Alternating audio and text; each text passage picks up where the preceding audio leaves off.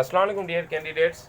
So today we have our very important lecture today. We are done with previous 5 lectures. Let me tell you that which areas we have covered till yet, so that the things could better be clear to all of us. First we have a thorough lecture on introductory part. Introductory essentials or introductory part that has been very important, because now we are clear with that. Second lecture was regarding interview tips and tricks. Our third lecture was regarding district profile. Our fourth lecture was regarding interview protocols. Our fifth lecture was regarding physical outlook and personality making plus personality making. But today we have one of the most important topics for any post that is related to the field of teaching. अॼोको जेको असांजो lecture आहे उहो असांजो teaching जी field सां related जेके lectures आहिनि उनजो हिकिड़ो क्रक्स हूंदो, and that is very much important. That is as demonstration protocols. Demonstration protocols. So demonstration is the key factor that marks your entry or exit for the said post, for the post of lecturer.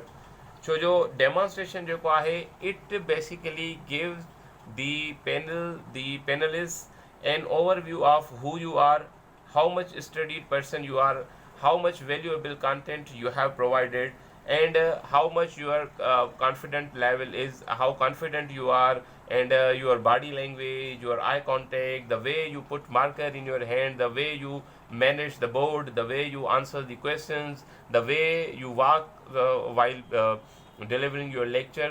Even each and everything is counted when you give your demonstration.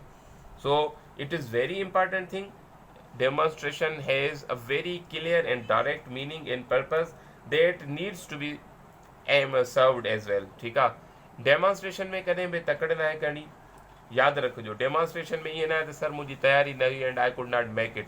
Today I had a student who visited me at my academy. I am not naming him, I am not taking हिज नेम. Basically मां simply ॿुधायां थो. उन्होंने चयो sir मां बस तकड़ में आहियां, तव्हांखे तकड़ में ॾेई थो वठां. भई तकड़ छाजी आहे? Why we R always in अ हरी.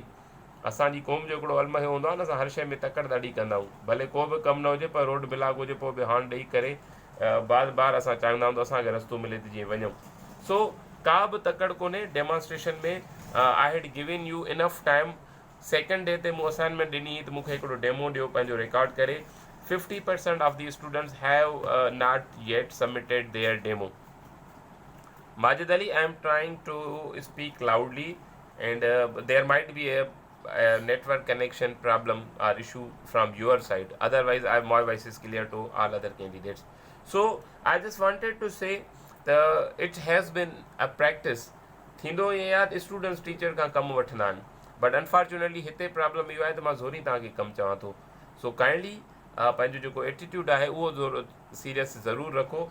छो जो जेकॾहिं इहो असां सीरियस नथा रखूं त सुभाणे खां पोइ ॾिसो तव्हां मुंहिंजे सर्कल में आहियो त इहा शइ मुंहिंजे लाइ बि हिकिड़ी फेवरेबल न हूंदी. So I want you all to remain serious, to remain consistent, to remain dedicated. जेके बि तव्हांजा ॿ कम आहिनि उन्हनि खे हाली छॾे ॾियो. Remain focused on that. I swear Bai God त ही पोस्ट पाकिस्तान में टीचिंग में वधि में वधि जेकॾहिं सुठी जॉब आहे उहा लेक्चरर जी आहे. And Allah Almighty has given U this chance. Please avail it. Try your best, give your 100%. मां चवां थो त मां तव्हां सां 24 घंटा गॾु आहियां, पर तव्हां जेकॾहिं वाक़ई को कमु वठणु चाहियो. पर हिकु सिचुएशन ॿी हाणे ईअं त न आहे त जॾहिं तव्हांजी दिलि चए तॾहिं तव्हां मूंखे कमु ॾियो ऐं after then I will be free. So kindly do your work in proper time. हाणे अचूं था असां पंहिंजे जेको असांजो मेन टॉपिक आहे. हाणे हीअ असांजो अॼोको 6हों लेक्चर अथव. These lectures are regarding interview essentials, जेके मूं तव्हांखे ॿुधायो आहे. इंटरव्यू इसेंशियल्स में अॼु असांजो 6हों ऐं आख़िरी लेक्चर आहे. उनखां पोइ मां इंटरव्यू जा इसेंशियल्स तव्हांखे न पढ़ाईंदुमि. पोइ असां ॿियनि शयुनि जी तरफ़ फोकस्ड रहंदासीं. बहरहाल उहो बाद जी ॻाल्हि आहे. पर अॼोको असांजो जेको सेशन आहे हिते पूरो थींदो इंटरव्यू इसेंशियल सां रिलेटेड. ठीकु आहे. Today we have our very lecture on demonstration protocols. Protocols इन जे लाइ छो जो हर इदारे जा पंहिंजा हिकिड़ा पर्टिकुलर प्रोटोकॉल्स हूंदा आहिनि. आर्मी जे अंदरि तव्हांखे सवेर उथणो हूंदो आहे. This is a protocol that you are suppose to follow. तव्हांखे कॉलेज जे अंदरि हिकिड़ी असेंबली टाइम ते पुॼणो हूंदो आहे. ठीकु आहे. I don't know what is the problem. मुंहिंजी तरफ़ खां त शयूं आवाज़ु आहे पंहिंजो. छा सभ खे मुंहिंजो आवाज़ु नथो अचे? Please let me know if I am not audible to any of you. जेकॾहिं मां ऑडिबल न आहियां त शफ़क़त हुसैन उहो शायदि को नेट जो इशू आहे. हाणे उन में मां कुझु नथो करे सघां छो जो मूं वटि हिकिड़ी फाइबर जी नेट मूं करे छॾी आहे.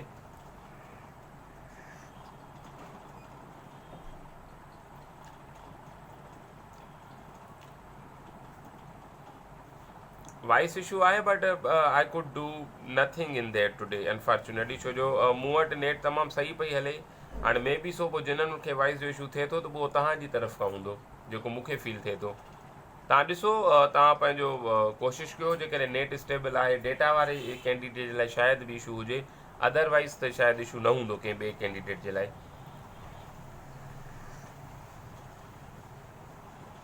अच्छा हाणे मुंहिंजो आवाज़ु क्लियर आहे. वराए ॿुधायो त मां जीअं क्लास शुरू कयां.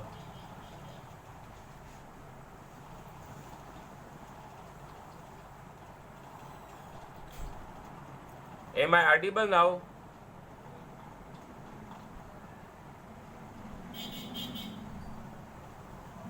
Okay thank you so much. हाणे मां कुझु बि न कयो ऐं तव्हां चओ था आवाज़ु सही आहे. सो मे बी तव्हांजी तरफ़ खां को इशू आहे त आहे या तव्हां वटि जेका स्टेबल नेटवर्क न हुजे.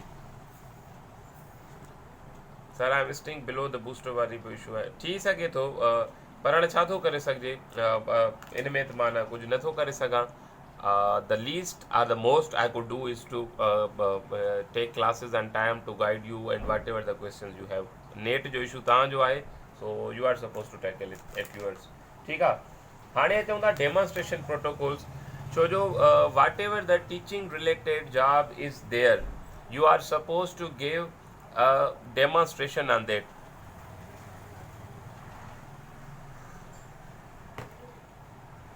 Thank you so much. Okay, अचूं था हाणे बहरहाल डेमोन्स्ट्रेशन प्रोटोकॉल्स में the first and foremost thing that you need to keep in mind is the selection of topic. Remember one thing, the selection of topic plays a very important role. छो जो जेसि ताईं तव्हां selection of topic वारे पासे ते कमु नथा कयो this is going to be very much problematic. छो जो जेका टॉपिक जी सिलेक्शन आहे this plays a decisive role. It determine that how you are going to justify it. जेको बि टॉपिक सिलेक्ट कयो था at least this is my humble suggestion at least select 3 to 4 topics. यादि रखिजो घटि में घटि पंहिंजे ज़हन में 3 खां 4 टॉपिक रखी वञो जेके तव्हांखे सही नमूने पढ़ियल हुजनि.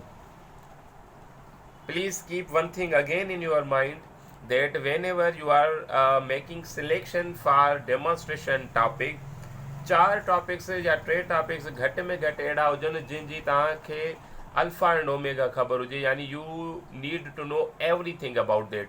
यानी ABC खां वेंदे Z ताईं तव्हांखे उन टॉपिक्स जी ख़बर हुजे. उहे 4 खनि 3 टॉपिक्स अहिड़ा हुजनि. ठीकु आहे. अपार्ट फ्रॉम दैट घटि में घटि 20 खां 25 अहिड़ा टॉपिक्स हुजनि जेके तव्हांजा थारोली स्टडी थियल हुजनि. त थी सघे थो they might give U the topic of their choice. It might be problematic for U त तव्हांखे उन वक़्तु उहा शइ न अचे. तव्हां सिर्फ़ु 3 टॉपिक्स तयारु कया हुआ. इन जे करे 3 खां 4 टॉपिक्स सफ़ा भले नमूने तयारु करे वञो त थी सघे थो इट माइट happen while giving a demonstration the panel could ask you to alter or change the topic. So if you will have the variety of topics you will switch from one topic to another and from another to the third one and from third one to the fourth one. छो जो तव्हां 3-4 जी तयारी करे विया हुया. For this we have a Chinese saying that even if you are going in the jungle to kill a mosquito or a mouse you should remain prepared to fight with a lion. जॾहिं बि झंग में तव्हां even कोए जो बि शिकार करणु वञो त तयारी एतिरी करे वञो जो शींहुं साम्हूं अचे त उनखे बि तव्हां जेको आहे सो मारे सघो ऐं उनजो शिकार करे सघो, सो तयारी एतिरी कयो। 3 खां 4 टॉपिक्स न आहिनि करणा, ठीकु आहे। घटि में घटि 3 खां 4 टॉपिक फुली तौर ते तयारु बराल हूंदा, बट अपार्ट फ्रॉम देम 20 खां 25 अहिड़ा टॉपिक्स हुजनि जेके तव्हांजा सही नमूने पढ़ियल हुजनि, त थी सघे थो उन्हनि मां को बि तव्हांखे ॾेई छॾे। पंहिंजे सिलेबस खे तकिड़ो रिवाइज़ करे वठो ऐं सिलेबस तव्हांजो सही नमूने पढ़ियल हुजे, के बि उन में ब्लंडर्स न कजो, यादि रखिजो। अच्छा, हिकु त इहा शइ आहे। हाणे टॉपिक में 2 शयूं थियूं अचनि जेके मां तव्हांखे ॿुधाईंदो हलां त कहिड़ियूं। फस्ट ऑफ ऑल चॉइस, त भाई हिकिड़ो हूंदो आहे त चॉइस मूं वटि कहिड़ी आहे, which topic I could select for my demonstration. थी सघे थो it might be from pre partition, it might be from functional English, it might be from something else, ठीकु आहे। टॉपिक जी selection that plays a very crucial role, ऐं इन में तव्हांखे जेतिरो थी सघे मुहतात रहणो आहे, छो जो जेकॾहिं तव्हां को ग़लति टॉपिक खणो था जंहिंमें जस्ट अ मिनट, जंहिंमें तव्हांजी जो let me turn on the fan.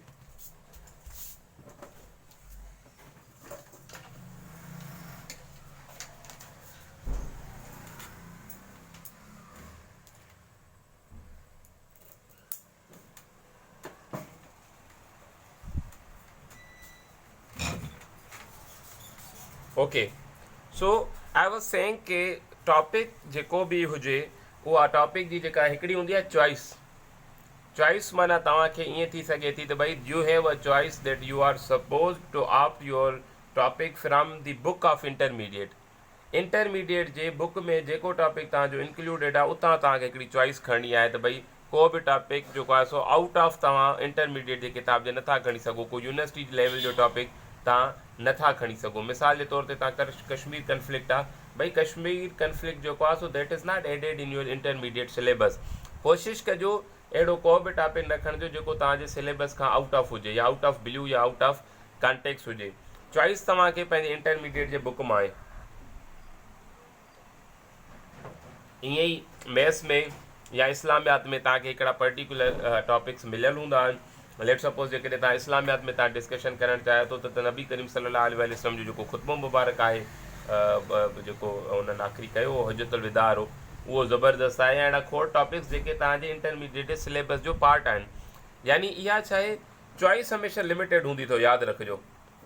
Limited ईअं आहे त तव्हां वटि हिकिड़ो इंटरमीडिएट जो किताबु आहे, पोइ हुन मां 10 टॉपिक्स आहिनि, 12 आहिनि, तव्हां उतां वञी सघो था।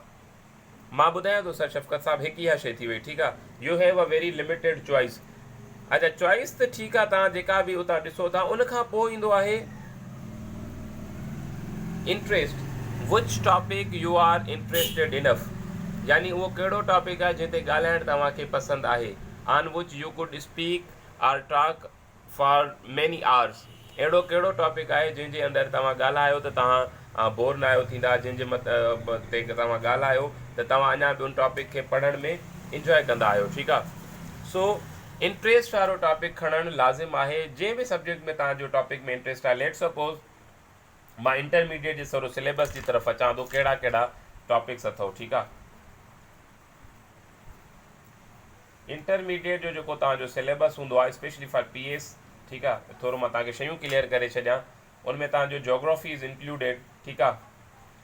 U have pre partition, you have post partition era. Pre partition post partition era is also part of your syllabus. तव्हांजो इकोनॉमी ऑफ पाकिस्तान ॾाढो ज़बरदस्त टॉपिक आहे। If you are going for that, then you have foreign policy, उनजा principles and everything. अच्छा, अक्सर students इन ते discuss न आहिनि कंदा, but culture has been a very prominent factor. कुझु पर्सनैलिटीज़ बि जेके आहिनि, तव्हां उन्हनि ते बि पंहिंजो ॻाल्हाए या उहो शयूं ॿुधाए सघो था पिया। बहरहाल ही हिकिड़ा टॉपिक्स आहिनि जिन्हनि मां तव्हांखे एरियाज़ आहिनि जिन्हनि ते तव्हां कमु करे सघो था। Some other areas are also included. Culture खां अलावा लैंग्वेज तव्हांजो अलॻि सां हिकिड़ो पार्ट आहे, उन ते बि तव्हां डेमो ॾेई सघो था। बहरहाल दीज़ आर एरियाज़, ही तव्हांखे चॉइस आहे, ठीकु आहे। This is the choice that U have, ठीकु आहे।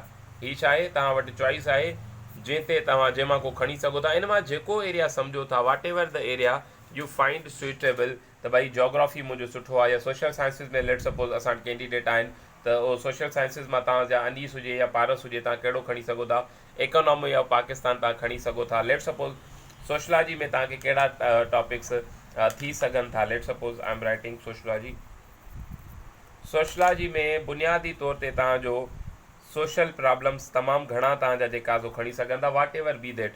अच्छा, जेकॾहिं पारस इज़ अ गर्ल त women empowerment could be the most interesting topic for you and you might catch that. ठीकु आहे, विमेन एम्पावरमेंट ते एग्ज़ाम्पल्स घणा आहिनि। सोशल प्रॉब्लम आहिनि। सोशल प्रॉब्लम्स में तव्हांखे ख़बर आहे त we have a number of problems, ऐं पाकिस्तान में त एतिरा प्रॉब्लम्स आहिनि जो शायदि ई असां ॻणे बि न सघूं।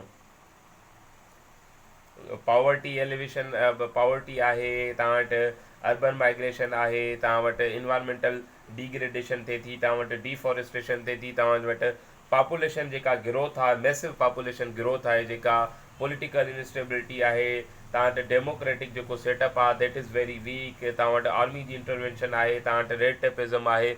These all are early child marriages हुजनि या एकेडमिया जे अंदरि जेको चीटिंग हुजे, these are social problems. Women empowerment जी तरफ़ अची सघो था। तव्हांखे यादि हुजे, अच्छा सोशलॉजी वारे कैंडिडेट्स खे इन शइ जी ख़बर हुजे, इवन PS वारनि खे, इवन मैथ्स वारा या इस्लामियात वारा, जेके तव्हांखे ख़बर हूंदो sustainable development goals, sustainable developmental goals जेके आहिनि न, इहे सभ खे पढ़ियल हुजणु खपनि। कहिड़ा कहिड़ा आहिनि उहो शायदि 17 या 21 आहिनि, बहरहाल उहे तव्हांखे लाज़िम ख़बर हुजणु खपे त सस्टेनेबल डेवलपमेंट गोल्स कहिड़ा आहिनि। सोशलॉजी जे कैंडिडेट्स खे त एनी हाउ ख़बर हुजणु खपे। So you have variety of topics there. Now you are supposed to have a topic of your interest. तव्हांखे छा करिणो आहे, पंहिंजे इंट्रस्ट वारो टॉपिक खणिणो आहे। त जोग्राफी ऑफ पाकिस्तान हुजे या कुझु बि हुजे, बहरहाल this is up to you. I am not dragging myself more into that. उहो तव्हांजी मर्ज़ी आहे त कहिड़ो टॉपिक खणो था, जेके तव्हां सम्झो था, तव्हां जस्टिफाई करे सघो। हिकु ते थी वई इहा शइ असां वटि सिलेक्शन ऑफ टॉपिक, जंहिंमें ॿ शयूं चॉइस या इंट्रस्ट हुजे।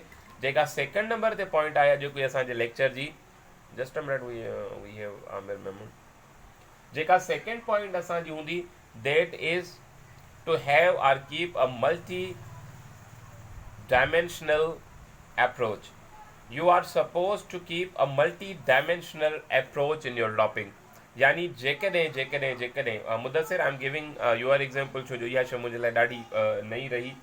वो मुदसिर जी जेका एमफिल थियल आहे that is related to on the thesis of water crisis या समथिंग लाइक दैट। ठीकु आहे, हाणे वाटर क्राइसिस ॾिठो हिकिड़ो, इहो छा आहे मेन थीम आहे। ठीकु आहे, हाणे हिन में डायमेंशन्स कहिड़ियूं अचनि थियूं, पहिरियां इन्हनि शयुनि ते अचूं था, so that the things could be clear you that when you are selecting any particular topic त which areas you need to work on. मिसाल जे तौर ते जॾहिं वाटर क्राइसिस जी ॻाल्हि थी अचे त लाज़िम सी ॻाल्हि आहे त वाटर रिसोर्सिस तव्हांखे सॼा अचणु खपनि। हीअ मुदसिर तव्हां ज़रूरु ॿुधिजो, छो जो ही दिस माइट हेल्प यू। पहिरियों त वाटर रिसोर्सिस आहे त तव्हांखे ख़बर हुजणु खपे त वाटर रिसोर्सिस कहिड़ा कहिड़ा पाकिस्तान में आहिनि। अच्छा, list of all the reverse, reverse सॼा तव्हांखे ख़बर हुजणु त कहिड़ा कहिड़ा आहिनि। Again U have another particular thing, मिसाल जे तौर ते त भई तव्हां वटि जोग्राफिकल फीचर्स जेको आहे सो कहिड़ी आहे, रिवर्स किथां ओरिजिनेट थियनि था, काॾे फॉल थियनि था। सेकेंड उनमें शइ ईंदी वाटर पॉलिटिक्स। ज़ाहिर आहे वाटर पॉलिटिक्स जेको आहे सो तव्हांखे सॼी ख़बर हुजणु खपे, जेके हाइड्रो पॉलिटिक्स बि असां चवंदा आहियूं। अच्छा, जॾहिं वाटर क्राइसिस जी ॻाल्हि अचे थी त ज़ाहिर आहे इंडिया एंड पाकिस्तान जो वाटर इशू, इंडिया प्लस पाक वाटर इशू तव्हांखे लाज़िम तौर ते ख़बर हुजणु खपे। ठीकु आहे, अच्छा apart from that water issue सिर्फ़ु इंडिया पाकिस्तान जो ख़बर हुजे या इंट्रा प्रोविंशनल जेको वाटर डिस्प्यूट हले थो सूबनि जे विच में, उहो बि तव्हांखे ज़रूरी तौर ते ख़बर हुजणु खपे। अच्छा, इन खां अलावा कुझु जेके ॿियूं बुनियादी शयूं that you are suppose to know or that you need to know is that जेके तव्हां वटि वाटर मैनेजमेंट जूं जेके बि इंस्टीट्यूट्स या ऑर्गेनाइज़ेशन आहिनि वाटर मैनेजमेंट जूं। ठीकु आहे, पोइ हुन में तव्हांजी वापडा अचे, तव्हांजी इर्सा अचे।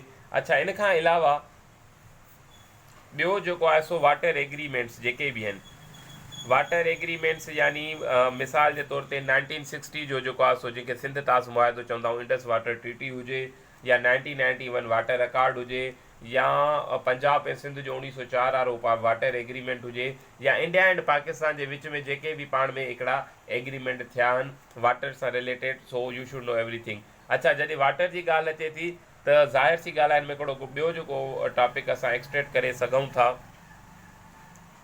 अच्छा मुरीद मां तस्वीर तव्हांखे ॾेई छॾींदुमि, डोंट गेट कंफ्यूज़ड अबाउट दैट। ॿी हिकिड़ी शइ जेका तव्हांखे ख़बर हुजे उहा इहा आहे त जेको डैम ठहंदा, डैम्स जी पॉलिटिक्स तव्हांखे सॼी ख़बर हुजणु खपे, whether it is Kalabagh dam, whether it is Tarbela dam, whether it is Mangla dam, whether it is Bhasha dam, whether it is some sort of another dam. त डैम जी मुखालफ़त छो थी थिए, डैम ठहनि था, छा था थियनि, डैम जो फ़ाइदो छा आहे, डैम जा नुक़सान छा आहिनि। सो ॾिसो ही हिकिड़ो वाटर क्राइसिस जो टॉपिक हुयो, and we have extracted that much information from that, यानी multi dimensional approach has to be adapted. जेसिताईं तव्हां मल्टी डायमेंशनल अप्रोच एडाप्ट नथा कयो, तव्हांजो जेको पंहिंजो डेमो आहे उहो इनकम्पलीट रहंदो। तव्हां खां जेको पैनलिस्ट आहे, जेको इंटरव्यू आहे, he could drag you in any area. मिसाल जे तौर ते तव्हां कंप्यूटर जा कैंडिडेट आहियो, तव्हां यूज़ेज ऑफ इंफॉर्मेशन टेक्नोलॉजी खणी था अचो, त पोइ इंफॉर्मेशन टेक्नोलॉजी जा मां यूज़ेजिस या बेनिफिट्स पुछंदुसि पर हुनजा negative impacts with real life examples तव्हां खां पुछंदुसि, छो जो अप्रोच खणी अचणी हूंदी आहे। Whatever the topic is selected, उनजी मल्टी डायमेंशनल अप्रोच तव्हांखे ख़बर हुजणु खपे त those particular things could be the part of that. ठीकु आहे, इज़ इट क्लियर?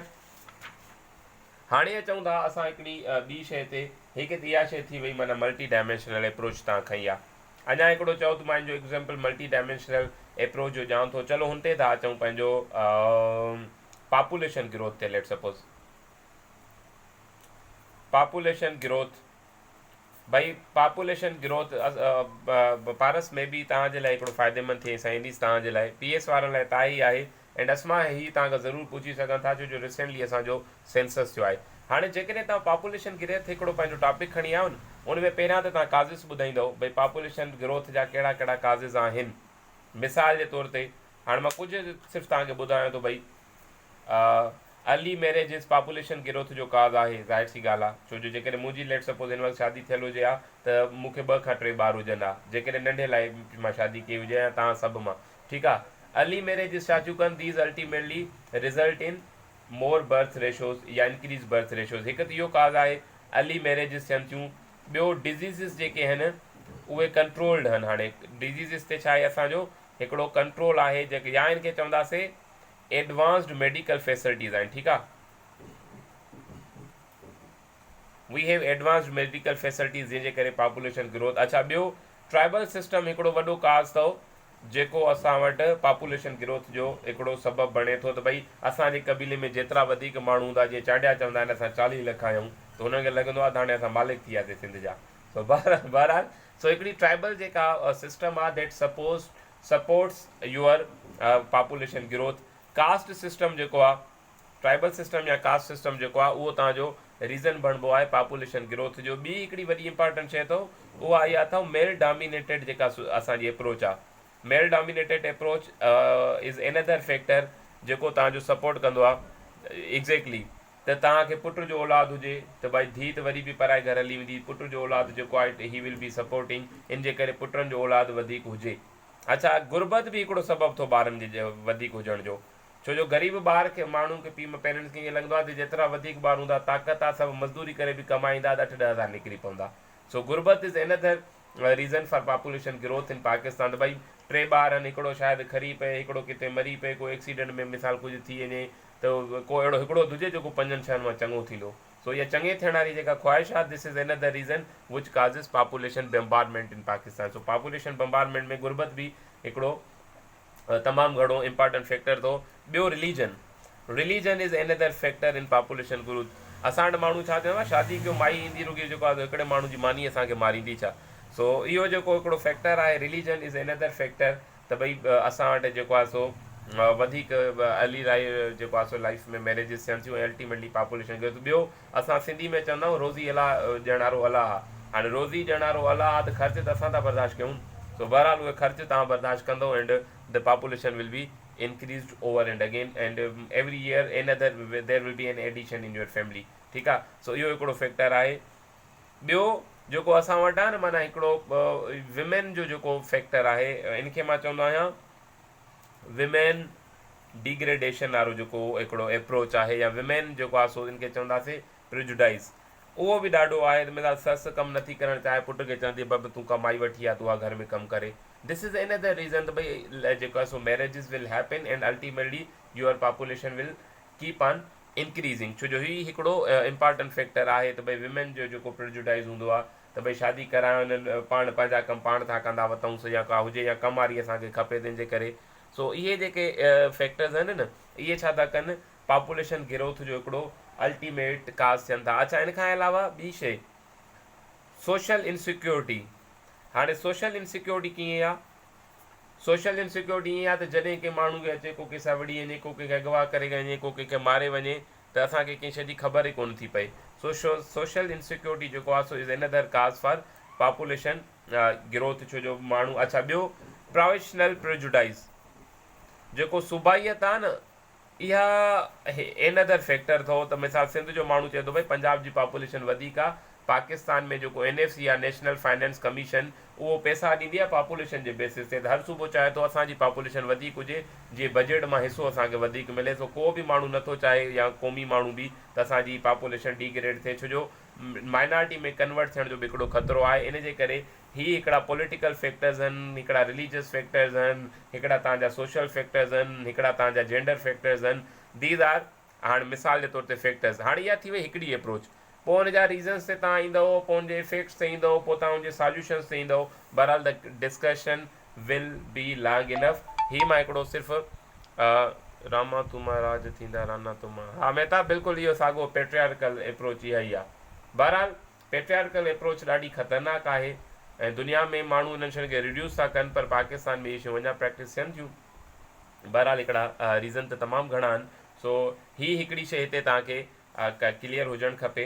हाणे असां कुझु ॿियनि शयुनि ते ईंदासीं। टी थर्ड पॉइंट ई जेका असां डिस्कस कई आहे अॼोको लेक्चर, इन जे करे बि मूं चयो त इम्पॉर्टेंट आहे, छो जो हिन में असां डिटेल में शयूं डिस्कस कंदासीं and those will be very much helpful for U. हाणे अचूं था चौथों नंबर शइ ते, डेट इज़ लैंग्वेज।